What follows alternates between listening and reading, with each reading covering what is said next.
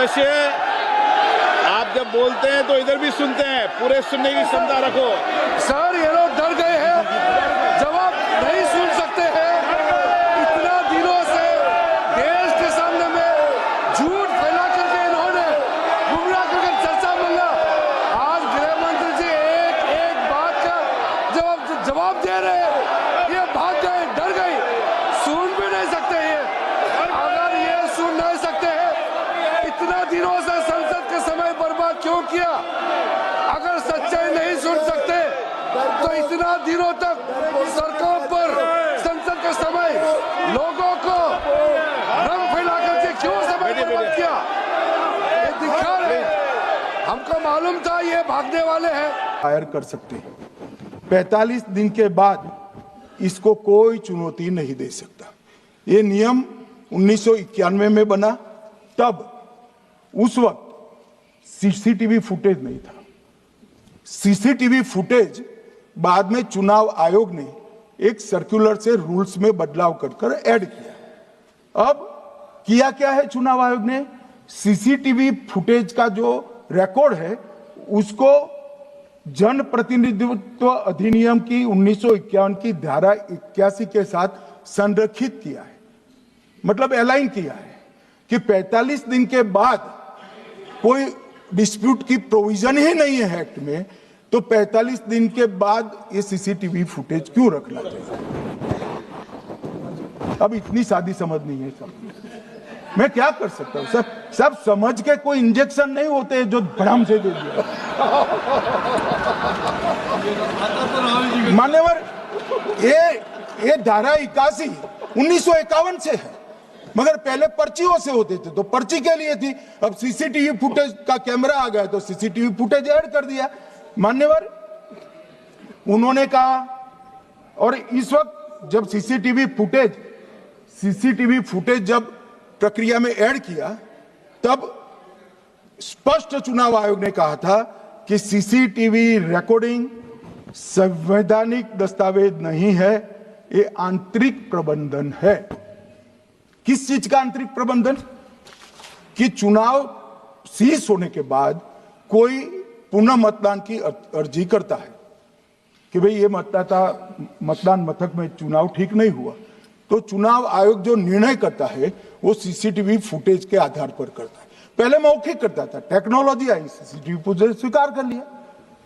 अब ये आंतरिक प्रबंधन के लिए है मान्यवर। फिर भी चुनाव आयोग का जो निर्णय मैं बताता हूं, उन्होंने कहा सामान्य जनता को एक्सेस होना चाहिए। रूल्स बनाया गया है, सामान्य व्यक्ति सीसीटीवी फुटेज उच्च न्यायालय में जाकर 45 दिन के अंदर ऑर्डर करा सकता है। अब ये कहेंगे 45 दिन में जजमेंट नहीं आएगा, मगर उच्च न्यायालय इतना ऑर्डर कर सकता है कि ये सीसीटीवी फुटेज आप डिस्ट्रॉय मत करना। मान्यवर, राजनीतिक दलों को एक्सेस देने का उन्होंने प्रावधान करा है, तो वो चुनाव को चैलेंज करे राजनीतिक दल 45 दिन के अंदर। ऑटोमेटिक जो चुनाव चैलेंज होता है मान्यवर, उसका सीसीटीवी फुटेज नियमों से हम चुनाव आयोग रिजर्व कर देता है।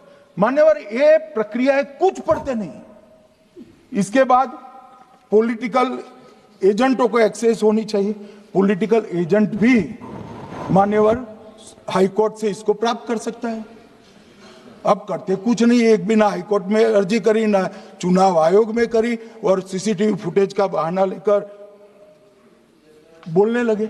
अब इतने लाखों बूथों का सीसीटीवी फुटेज हर नागरिक मांगने लगा कोई कारण के बगैर, तो किस प्रकार से चुनाव आयोग दे सकता है?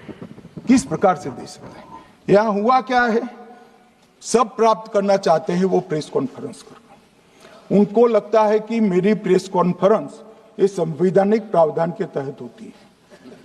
ऐसा नहीं होता है। वे प्रेस कॉन्फ्रेंस जो करते हो जिन मुद्दों का, इसकी लीक कर अर्जी दे दो, टपक से मिल जाएगी सारी दिख, मगर अर्जी नहीं करते, कोर्ट में नहीं जाते हैं, चुनाव आयोग में नहीं जाते हैं, और चुनाव चोरी हो गया, चुनाव चोरी हो गया, चुनाव चोरी हो गया करते। मान्यवर, ऐसे नहीं चलेगा। इस देश को, लोकतंत्र को आप धूमिल नहीं कर सकते, और सबने सीखना चाहिए और भाषण ढंग से तैयार करने का भी सीखना चाहिए।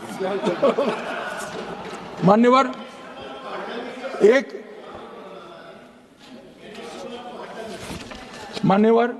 एक उन्होंने कहा सीईसी को 2003 में कानून बनाकर immunity the.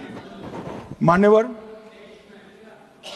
Representation of the people act 1950 में ही ईसीआई के अधिकारियों को जो इम्यूनिटी प्राप्त है उससे जरा भी बढ़ोतरी नहीं करी।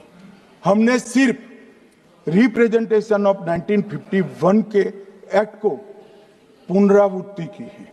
मान्यवर, आरपीए एक्ट की धारा 32 और आरपीए एक्ट 51 के सुधार की धारा 146C कहती है कि चुनाव आयोग के कोई भी अधिकारी जिसमें इलेक्शन कमिश्नर आ जाते हैं, इस पर कोई मुकदमा चुनाव प्रक्रिया के लिए नहीं चल सकता। ये प्रावधान है मान्यवर, और वो प्रावधान को 23 के कानून में इसको भी हमने संरेखित किया है मान्यवर। इतने सारे वकीलों को राज्यसभा दे रखी है, भगवान जाने क्या करते हैं सर, अपने नेता को ब्रीफ भी नहीं करते। मान्यवर, ये वाक्य आप निकाल सकते हैं, ये वाक्य निकाल सकते हैं। मान्यवर,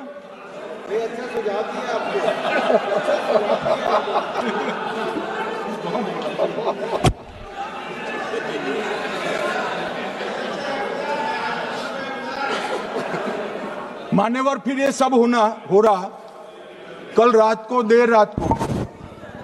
कल देर रात को मान्यवर मैं मेरा भाषण तैयार कर लूं, तो मैंने अपने आप को पूछा कि ये सब इतना स्पष्ट है तो ये मुद्दा क्यों उठा रहे। मेरी समझ में अगर इतना पढ़कर आता है तो उन्होंने भी तो पढ़ा होगा। ये मुद्दा क्यों उठा रहे?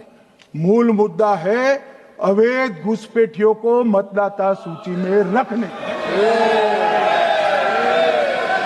इन लोगों ने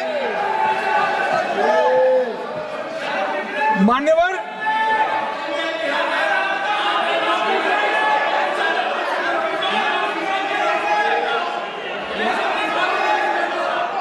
माननीय सदस्य, आपका भाषण भी सबने शांति से पूर्ण सुना है।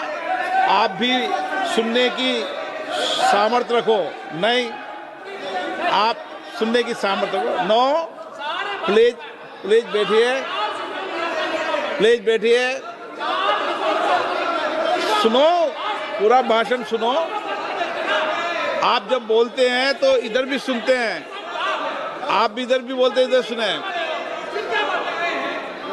गृह मंत्री इलेक्शन रिफॉर्म के लिए बात हुआ था सर।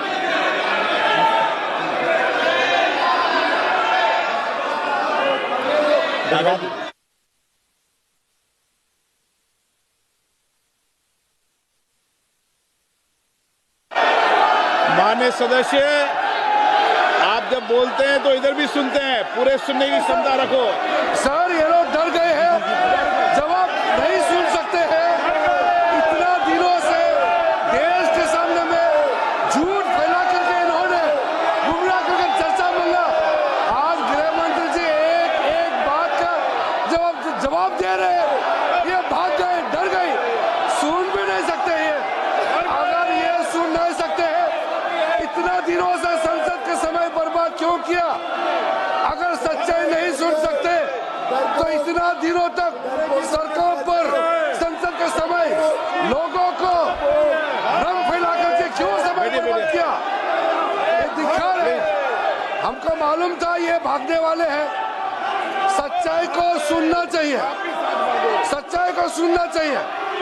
और जब सच्चाई सामने में आया तो डर गए, सुनने का कैपेसिटी तक नहीं है और इतना गुमराह किया। पिछले सेशन का पार्लियामेंट सेशन इन्होंने तबाही किया, मॉनसून सेशन को भी इन्होंने बर्बाद किया इसी मुद्दे पर, और ये हमारे शीतकालीन समय को भी इन्होंने 2 दिन बर्बाद किया। आज बारीकी से जब बता रहे थे ये लोग भाग गए, ये तो ठीक नहीं है।